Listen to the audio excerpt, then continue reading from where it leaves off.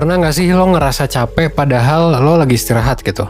Dan mungkin kondisi lo ketika lo capek itu, lo lagi rebahan sambil scrolling HP. Tapi lo nggak ngerasa bahwa diri lo tuh ke-charge gitu, atau nggak ngerasa bahwa lo tuh beristirahat. Malah rasanya kayak hampa banget gitu hidup, dan lo mungkin nanya ke diri sendiri, kok hidup gue kayak gini-gini aja ya? Mungkin kita semua pernah ngerasain ketika kita nganggep diri kita tuh lagi istirahat, dan mungkin kita milih buat scrolling HP, scrolling medsos, tapi ini seringkali malah bikin kita capek, atau makin capek gitu. Terus ini kenapa sih bisa kayak gini? Nah, sebenarnya alasannya macam-macam. Mulai dari ya aktivitas scrollnya itu sendiri, itu bikin kita sulit ngerasa puas karena nggak ada akhirnya. Sampai ke misalnya kita kadang ngebandingin diri kita sama orang lain, jadi capek gitu kan. Tapi di sini sebenarnya gue mau fokus ke tujuan awal. Kenapa sih kita milih buat scrolling HP ketika kita lagi capek gitu ya? Karena gini, ketika kita memilih buat scrolling HP, seringkali itu kita lakuin karena kita ya otomatis aja gitu pengen ngedistraksi pikiran kita. Bukan karena kita punya tujuan tertentu, bukan karena kita nyari sesuatu gitu. Kita milih itu karena udah kebiasaan aja, udah jadi rutinitas aja sehari-hari.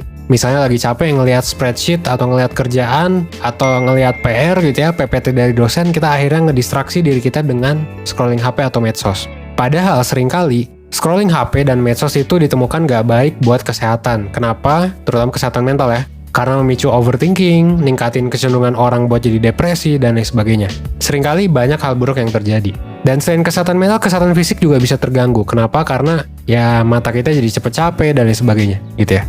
Nah, kalau lo ngerasa kayak gini, sebenarnya lo nggak sendirian. Kenapa? Karena ya banyak yang ngerasain kayak gitu, termasuk gue juga gitu ya. Apalagi gue kerja di ya ngurus 1% kan media sosial gitu ya, termasuk ke YouTube juga.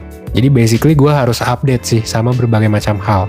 So, tapi tenang aja gitu ya, karena kita semua ngerasainnya. Terus gimana gitu? Gimana kita bisa nyelesain masalah ini?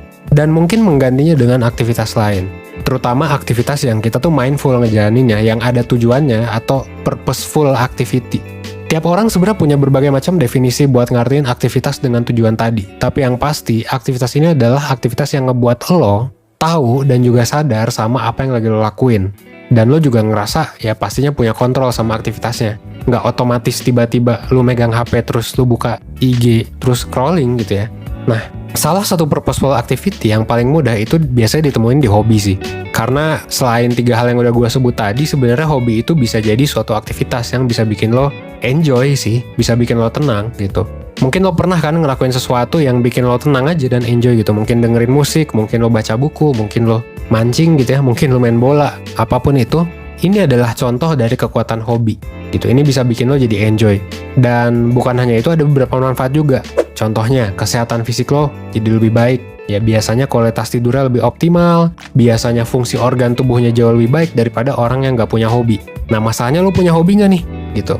Kalau nggak punya bisa dicari ya. Kenapa? Karena hobi yang ngelibatin fisik kayak jogging, olahraga itu pasti bakal kontribusi ke fisik yang lebih sehat. Kalaupun yang santai, yang rekreasional juga sebenarnya bisa bikin kesehatan fisik membaik. Karena poin yang kedua, kenapa? Lo jadi nggak mudah stres. Kadar stresnya jauh lebih rendah. Kenapa? Karena aktivitas ini membuat kita rileks gitu. Dan kayak kalau kita ngejalanin hobi, seringkali ditemuin ini kan bisa ngurangin level stres ya. Dan karena kita rileks, kadar stres kita jadi berkurang. Karena otak kita ngeluarin ya happiness gitu kan. Hormon bahagia alias dopamin dan lain sebagainya gitu kan. Nah, ini bakal ngaruh ke rendahnya kecenderungan lo buat overthinking atau stres daripada mereka yang belum punya hobi. Gitu. Makanya ini penting banget sebenarnya sih ya untuk punya hobi. Mungkin lo juga pernah dengar cerita dari bukunya Johann Hari gitu, yang bilang kalau salah satu cara buat orang mengatasi depresi adalah dengan menekuni hobi gitu. Tentunya ya dibarengin sama terapi dan lain sebagainya ya yang diperlukan gitu. Dan terakhir, hobi juga sebenarnya bisa berkontribusi ke kebahagiaan dan makna hidup gitu. Kita jadi enjoy dan relax, kita jadi lebih tenang dan bahagia. Tapi kayak ini juga bisa ngasih kita kayak something gitu, ngasih kita makna gitu sih. Hidup kita jadi lebih bermakna dan kita jadi lebih percaya diri juga. Mungkin kita nggak akan langsung nemu hobi yang benar-benar kita suka, yang kita mungkin jadiin pekerjaan juga. Tapi kalau lo udah nemu hobi yang lo banget, bisa jadi ya nanti seluruh energi yang lo habisin, seluruh waktu yang lo habisin biasanya bakal se-worth itu sih, yang bakal se-oke banget itu sih. Jadi nggak ada salahnya buat nyoba. Dan ada beberapa tips sebenarnya yang bisa lo lakuin untuk cara nyarinya. Pertama, lo bisa banget buat mulai dari hal yang selama ini pengen lo coba tapi nggak sempet gitu. Jadi kalau lo kepikiran lo pengen, misalnya gue nggak tahu ya traveling kemana gitu, atau kayak gue nggak tahu lo mau ngelakuin apa, mau masak atau apa, ya lakuin aja. Biar lo secara aktif nyoba hal yang selama ini cuma ada di pikiran lo. Mungkin aja jadi hobi kan? Kalau nggak jadi hobi ya udah juga gitu kan. Nah, langkah berikutnya bisa juga ke hal-hal yang lo sukai pas masih kecil. Misalnya apa? Renang atau iya kalau ada ya lakuin lagi aja gitu. Ada kemungkinan besar lo bakal ngerasain hal yang sama kayak pas kecil. Misalnya ngegambar atau fotografi misalnya, silakan dilakuin lagi aja.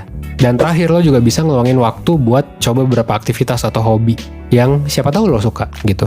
Balik lagi sih ke poin nomor pertama. Kadang kita harus nyoba aja gitu sesuatu yang mungkin ya kita pikir nggak akan suka, tapi ternyata pas dicoba suka gitu ya.